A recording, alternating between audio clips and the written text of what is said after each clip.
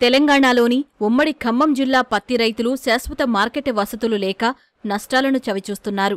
జిల్లాలోని కొత్తగూడెం, ఏనుకూరు ప్రధాన మార్కెట్ యార్డుల పరిధిలో దిగుబడులకు అనుగుణంగా ఉప మార్కెట్లు ఏర్పాటు చేసినా వాటిలో పూర్తిస్థాయిలో స్థలం, వసతులు లేకపోవడం ఇబ్బందిగా మారింది.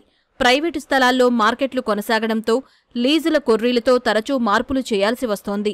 పత్తి అత్యధికంగా ఏన్కూరు, జూలూరపాడు, సుజాతనగరం మండలాల్లో సాగు చేస్తున్నారు. ఏనుకూరులో కాటన్ టెక్నాలజీ వారి సహకారంతో పూర్తిస్థాయిలో రైతులకు అందుబాటులో ఉండే విధంగా పత్తి మార్కెట్ నిర్మించారు. ఇక్కడ రైతులకు సరిపడా అన్ని వసతులు ఉండడంతో కొంతమేరకు సజావుగానే కొనుగోళ్లు సాగుతున్నాయి.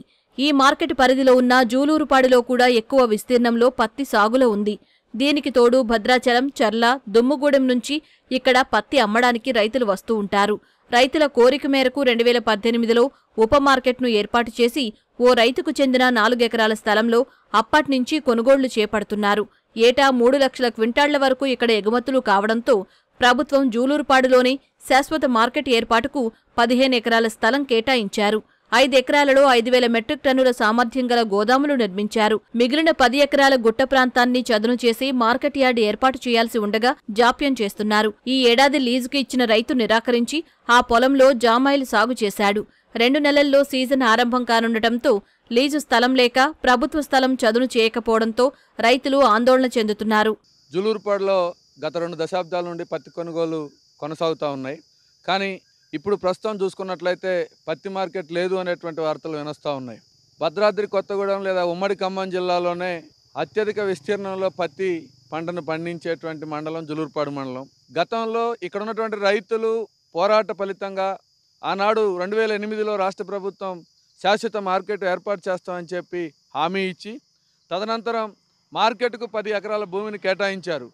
కానీ అప్పటి నుండి ఇప్పటి వరకు కూడా దానికి నిధులు కేటాయించే దాంట్లో రాష్ట్ర ప్రభుత్వం మేనమేసాలు లెక్క పెడతా ఉంది.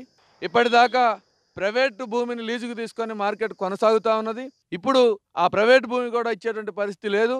శాశ్వత మార్కెట్ నిర్మాణాలు కొనసాగకపోయినా ప్రభుత్వం కేటాయించినటువంటి భూమిని సదును చేసి మార్కెట్ కౌంటర్లు ఏర్పాటు చేసుకునే దానికోసం వీలుగా దాన్ని సదును చేసినట్లయితే తిరిగి మార్కెట్ ప్రారంభమయ్యేటువంటి అవకాశం ఉంది. మా జూలూరుపాడులో పత్తి మార్కెట్ అనేది కనీసం 25-30 సంవత్సరాల నుంచి మా దగ్గర మార్కెట్ నడుస్తూ ఉంది. కొన్ని రోజులు సబ్ మార్కెట్గా పోలీస్ స్టేషన్ పక్కన గ్రౌండ్లో వివాదంలో ఉన్న భూమిలో పెట్టారు. ఆ నుంచి తర్వాత వడ్డిగుడిసె రోడ్డు పక్కన మార్కెట్ యార్డ్ అనేది పెట్టి సబ్ మార్కెట్గా ఏనుకూరుకు అనుసంధానంగా నడిపిస్తూ వస్తున్నారు. గవర్నమెంట్ వారు భూమి ఇచ్చి 6 కోట్ల ఏమో డబ్బులు కూడా దాన్ని కేటాయించడం కూడా జరిగిందని తెలిసింది. దాన్ని ప్రైవేట్ స్థలంలో నడిపిస్తున్నారు. ఆ గుట్టలలో 11 ఎకరాలు ఇచ్చారు. ఆ 11 ఎకరాలు బాగు చేస్తే మాకు బ్రహ్మాండమైన మార్కెట్ అవుద్ది. జూలూరుపాడులో ఉప మార్కెట్ ద్వారా ఏటా 3 కోట్ల వరకు ఆదాయం వస్తుంది. ఇక్కడి నుంచి మహారాష్ట్ర, ఆంధ్రప్రదేశ్, గుజరాత్, మధ్యప్రదేశ్ రాష్ట్రాలకు పత్తి ఎగుమతి చేస్తూ ఉంటారు. ఆదిలాబాద్, గుంటూరు జిన్నింగ్ మిల్లులకు సరఫరా చేస్తారు. ఇంతటి ప్రాముఖ్యత ఉన్న మార్కెట్ అభివృద్ధిలో ప్రభుత్వం నిర్లక్ష్యం వహిస్తోందని రైతులు ఆరోపిస్తున్నారు. మాకు పత్తి మార్కెట్ కంపల్సరీ కావాలి.